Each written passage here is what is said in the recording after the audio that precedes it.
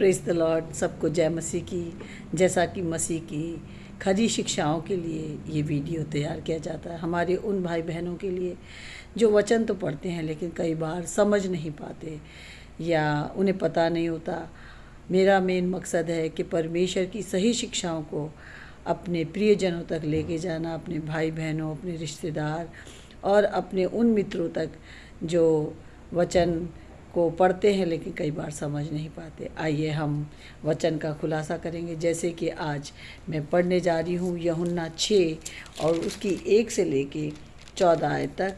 यहाँ इस तरह से लिखा है, इन बातों के बाद यीशु गलील की झील अर्थात तिब्रियास की झील के पार गया और एक बड़ी भीड़ उसके पीछे होली, क्योंकि जो आश्चर्यक्रम वे बीमारों पर दिखाता था वे उनको देखते थे। तब यीशु पहाड़ पर चढ़कर अपने चेलों के साथ वहाँ बैठ गया। यहूदियों के फसह का पर्व निकट था।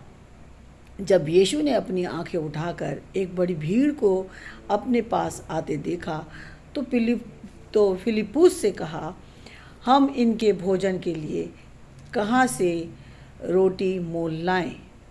उसने ये बात उसे परखने के लिए कही, क्योंकि वह आप जानता था कि वह क्या करेगा। फिलिप्पुस ने उसको उत्तर दिया, 200 दिनार की रोटी भी उनके लिए पूरी ना होगी कि उनमें से हर एक को थोड़ी थोड़ी मिल जाए। उसके चेलों में से शिमोन पतरस के भाई इंद्रियास ने उससे कहा, यहाँ एक लड़का है जिसके पास जौ की 5 रोटी और 2 मछलियाँ हैं, परंतु इतने लोगों के लिए वे क्या है?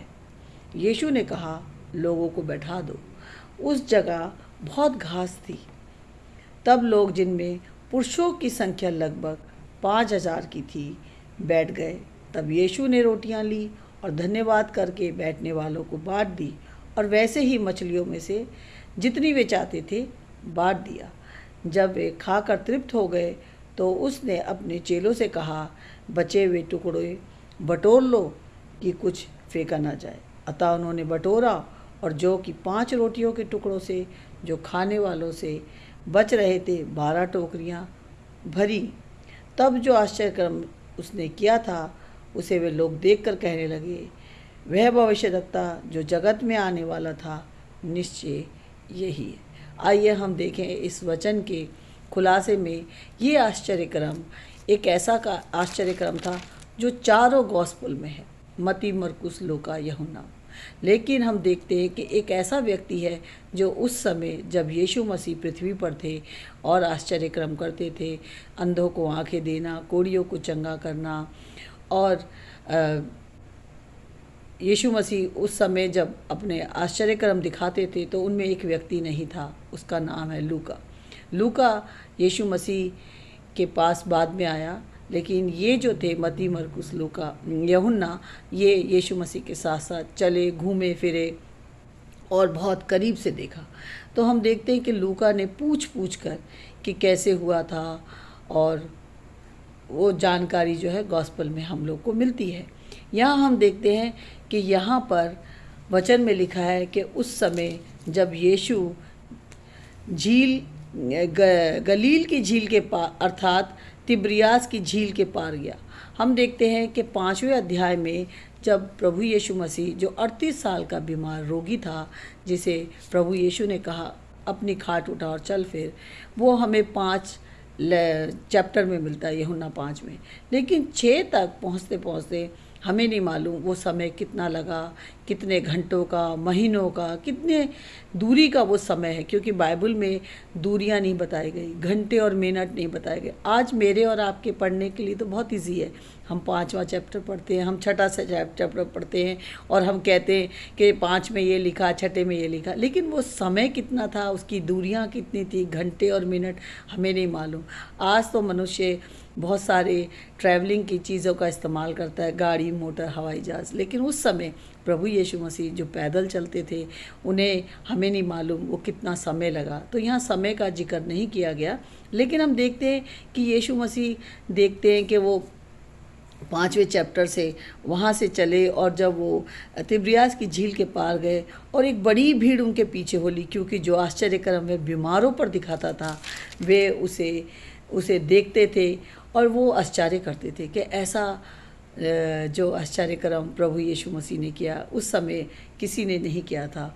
और यीशु जो था वो पहाड़ पर अपने चेलों के साथ बैठा था और ये एक पर्व का समय था, यहूदियों का एक पर्व का समय था। लोग काफ़ी यहूदी इकट्ठे थे, लेकिन यीशु ने अपनी जो आंखें उठाई तो क्या देखा, एक भीड़ उसके पास आ रही। जब वो भीड़ आ रही थी तो प्रभु यीशु मसीह को उन पर तरस आया कि ये भीड़ मेरे पीछे कब से लगी हुई है, कब से, जब से मैं क्या कहते हैं उस 38 साल के बीमार को मैंने चंगा किया, मैंने क्या कहते अपने बारे में गवाही दी।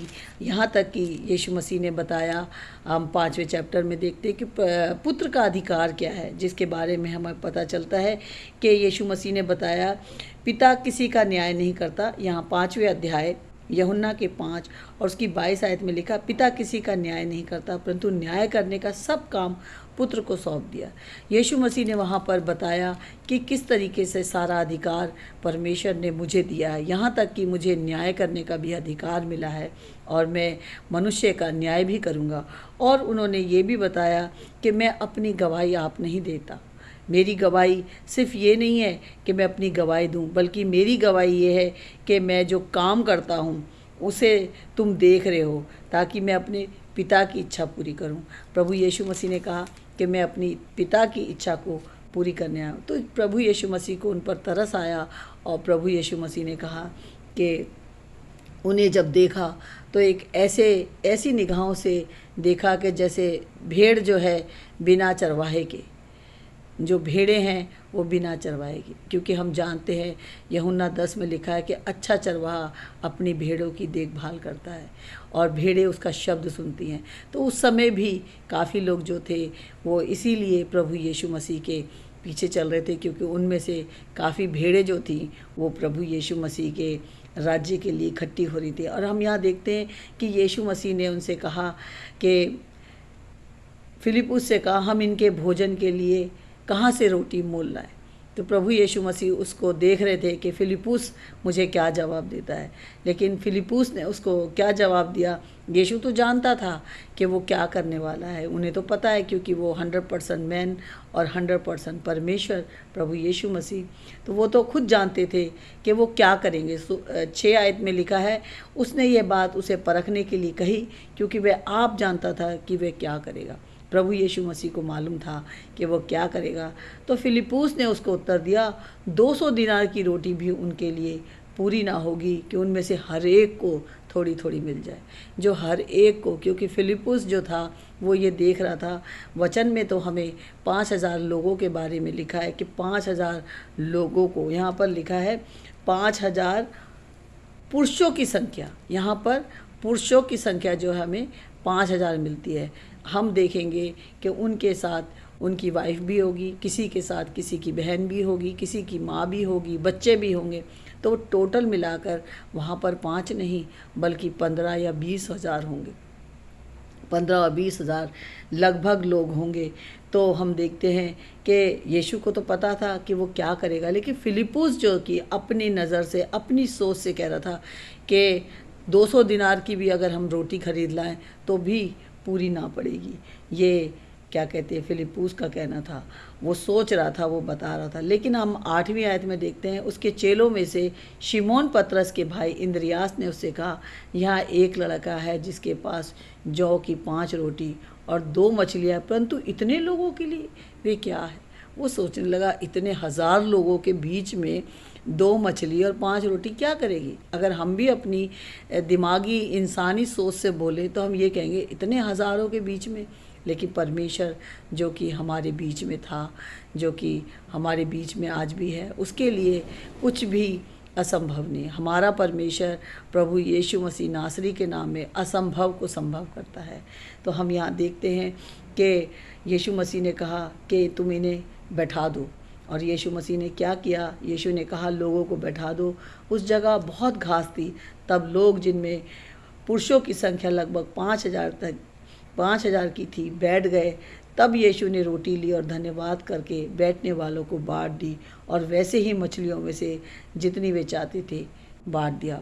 प्रभु यीशु मसीह ने परमेश्वर का धन्यवाद किया कि पिता, तूने जो ये रोटी दी, ये जो मछली दी, मैं उसका धन्यवाद करता हूँ कि इस सुनसान जगह में भी तूने मुझे ये मौका दिया कि मैं तेरी महिमा करूं, धन्यवाद करूं। प्रभु यीशु मसीह ने धन्यवाद करके वो टुकड़े बांट दिए, और जब वे खाकर तृप्त हो गए तो उसने अपने चेलों से कहा, प्रभु यीशु मसीह ने एक बात की, और वो बात क्या थी जो आज मेरे और आपके सीखने के लिए है कि जब वे खाकर तृप्त हो गए तो उसने अपने चेलों से कहा, बचे हुए टुकड़े बटोर लो कि कुछ फेंका ना जाए। ये परमेश्वर का अपना एक कार्य था, पर प्रभु यीशु मसीह का, जो वो बताना चाहते थे, वो सिखाना चाहते थे अपने शागिर्दों को कि ये जो मछली और रोटी है, इन्हें तुम वेस्ट ना होने देना, बल्कि इन्हें फेंका ना जाए, इन्हें बटोर लो। अतः उन्होंने बटोरा, और जो कि 5 रोटियों के टुकड़ों से जो खाने वालों से बच रहे थे 12 टोकरियाँ भरी। कहाँ 2 मछली 5 रोटी, लेकिन जब वो खाकर इतने लोग तृप्त हो गए तो भी क्या हुआ, 12 टोकरियाँ भर गई। और जब उन्होंने खा लिया तब जो आश्चर्यकर्म उसने कर दिखाया, उसे वे लोग देखकर कहने लगे, वह भविष्यद्वक्ता जो जगत में आने वाला था निश्चय यही। ये बात वो जो लोग थे, क्योंकि वो तोरा पढ़ते थे, उन्होंने तोरा में ये बात पढ़ी थी कि मूसा के बाद एक भविष्यद्वक्ता आने वाला है। जिस तरह से मूसा के साथ परमेश्वर चला, दिन में बादल का खंभा बन के और रात को अग्नि का खंभा बन के, परमेश्वर ने अपने लोगों को वो मन्ना दिया जो आसमान से गिरा था। आज वही परमेश्वर का एक और इकलौता पुत्र, जिससे परमेश्वर ने प्यार किया और मनुष्य के बीच में भेजा, उस पुत्र ने भी वो काम करके दिखाया जो 5 रोटी और 2 मछली से था, जिसका जिक्र हमें मिलता है। हम व्यवस्था विवरण 18 उसकी 18 आयत में इस तरह से लिखा है, जिस तरह से मूसा ने ये बात कही। 17वीं आयत में लिखा है, तब यहोवा ने मुझसे कहा, वे जो कुछ कहते हैं ठीक कहते हैं, इसलिए मैं उनके लिए उनके भाइयों के बीच में से तेरे समान एक नबी को उत्पन्न करूँगा, और अपना वचन उसके मुंह में डालूँगा, और जिस जिस बात की मैं उसे आज्ञा दूंगा वही वह उसको कह सुनाएगा। प्रभु यीशु मसीह के लिए ही ये वचन कहा गया था कि मूसा के बाद मैं उनके बीच में, उनके भाइयों में से, यहूदियों में से एक ऐसे व्यक्ति को मैं भेजूंगा जो कि मेरी बातें मेरे लोगों को बताएगा। फिर से इस्राएलियों के बीच में वचन को बांटा जाएगा। और ये जो कार्य हम देखते हैं प्रभु यीशु मसीह ने किया, इसी तरह परमेश्वर के एक दास ने भी, जो परमेश्वर से प्यार करता था, परमेश्वर की आज्ञाओं का पालन करता था, उसने भी लोगों के लिए करके दिखाया।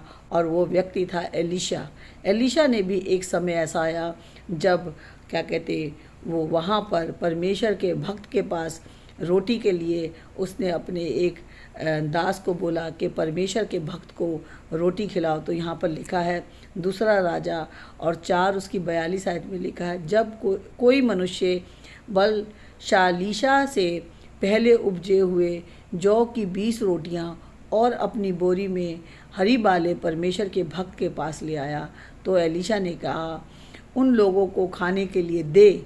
उसके टहलुए ने कहा, क्या मैं 100 मनुष्यों के सामने इतना ही रख दूँ? उसने कहा, ये 100 लोगों के बीच में।